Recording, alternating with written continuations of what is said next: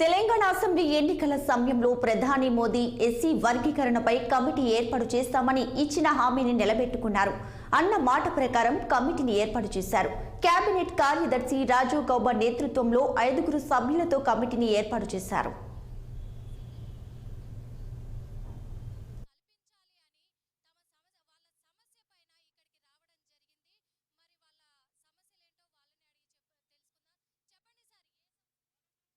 వర్గాల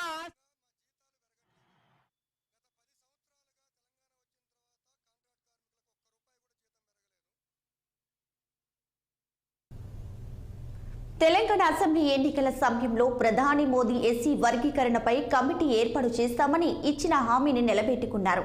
అన్న మాట ప్రకారం కమిటీని ఏర్పాటు చేశారు. కేబినెట్ కార్యదర్శి రాజీవ్ గౌబా నేతృత్వంలో 5 సభ్యులతో కమిటీని ఏర్పాటు చేశారు. ఇక ఇదే అంశానికి సంబంధించి మా పొలిటికల్ బ్యూరో చీఫ్ రామ్ మరింత సమాచారాన్ని లైవ్ ద్వారా అందిస్తారు. రామ్, చెప్పండి, ఎస్సీ వర్గీకరణకు సంబంధించి ప్రధాని మోడీ ఇచ్చినటువంటి హామీని నిలబెట్టుకొని ఈరోజు ఒక కమిటీని కూడా ఏర్పాటు చేయడం జరిగింది. డీటెయిల్స్ ఏంటి? దీపిక, ఏదైతే రాష్ట్రంలో గత కొన్ని సంవత్సరాలుగా ఎస్సీ వర్గీకరణ కోసం పోరాడుతున్న మందకృష్ణ మాదిగ ఆధ్వర్యంలో ఏదైతే పోరాటం చేస్తున్నారో ఆ పోరాటానికి ఎంతో కొంత ప్రతిఫలం దక్కే విధంగా ఈరోజు కేంద్రం ఒక ముందడుగు వేసిందని చెప్పి అనుకోవాలి. అసెంబ్లీ ఎన్నికల సమయంలో సికింద్రాబాద్ పెరేడ్ గ్రౌండ్ వేదికగా ప్రధాని మోడీ అధ్యక్షతన దళితుల ఆత్మగౌరవ సభ పేరుతో బీజేపీ నిర్వహించిన ఆ సభలో మందకృష్ణ మాదిగ భావోద్వేగాలకు గురవుతున్న సమయంలో కూడా ప్రధాని నరేంద్ర మోడీ ఆయన దగ్గర తీర్చుకొని భుజం తట్టి ఓదార్చి కూడా ఖచ్చితంగా నేను ఉన్నాను, మీ వర్గీకరణ కోసం నేను న్యాయం చేస్తానని చెప్పి ప్రధాని నరేంద్ర మోడీ హామీ ఇచ్చారు. ఆ మాట ఇచ్చారు.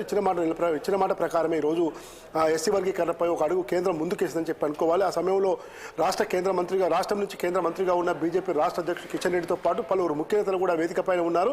ముఖ్యంగా ఈ ఎస్సీ వర్గీకరణ అంశం ముందుకు పోవడంలో రాష్ట్రం నుంచి బీజేపీ రాష్ట్ర అధ్యక్షుడిగా ఉన్న కిషన్ రెడ్డి చాలా ముందుకు పోయేందుకు చాలా చొరవ చూపారని చెప్పి కూడా ఎస్సీ వర్గీకరణ నేతలు చెప్తున్నారు.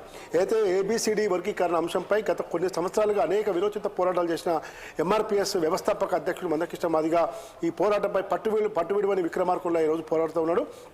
తాజాగా ఎన్నికల సమయంలో సుప్రీంకోర్టు 7 సభ్యులతో వేసిన దానికి ధర్మాసనం 7 సభ్యులతో కమిటీ వేసిన దానికి కూడా సుప్రీంకోర్టు అంగీకరించిన నేపథ్యంలో ఎస్సీ వర్గీకరణపై మరింత ముందడుగు వేసి ఈరోజు 5 సభ్యులతో కమిటీ వేసింది. ముఖ్యంగా కేబినెట్ కార్యదర్శి గౌతమ్ గౌబా ఆధ్వర్యంలో ఈరోజు కమిటీ వేశారు. ఈ కమిటీలో కేంద్ర హోంశాఖతో పాటు న్యాయశాఖ, గిరిజన, సామాజిక శాఖలకు సంబంధించిన కార్యదర్శులు కూడా ఉంటారని చెప్పి స్పష్టంగా తెలిసింది.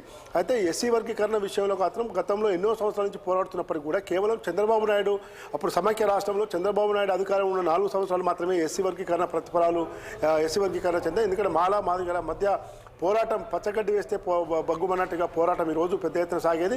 కానీ ఇప్పుడున్న పరిస్థితుల్లో ఎవరి అంశం వాళ్ళకే పోరాడుతున్నారు. ఎస్సీ వర్గీకరణ అంశం పైన కేంద్రంలోని బీజేపీ ప్రభుత్వం అసెంబ్లీ ఎన్నికల సమయంలో అయితే ఏ హామీ ఇచ్చిందో ఆ హామీ మేరకే ఈరోజు ఈ 5 సభ్యులతో కమిటీ వేసింది.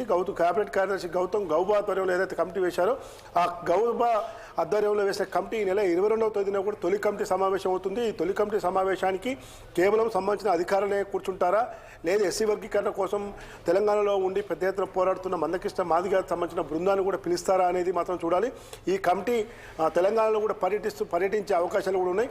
ఎందుకంటే తెలంగాణలో వచ్చే లోక్సభ ఎన్నికల్లో కూడా ఖచ్చితంగా తెలంగాణలో మాదిగ సామాజిక వర్గాలు చూసుకుంటే మాదిగ సామాజిక వర్గానికి చెందిన జనాభానే ఎక్కువ ఉంటుంది. కాబట్టి ఎస్సీ వర్గీకరణ న్యాయమైన అంశము, న్యాయమైన డిమాండ్ కాబట్టి ఆ దిశగా ముందుకు పోతామని చెప్పి ఏదైతే పెరేడ్ గ్రౌండ్ వేదికగా దేశ ప్రధాని నరేంద్ర మోడీ హామీ ఇచ్చారో ఆ హామీ మేరకే ముందుకు పోయే దశలో భాగంగానే ఈ కమిటీ వేశారు అని చెప్పి అనుకోవాలి. Deepika, thanks for the updates Ram.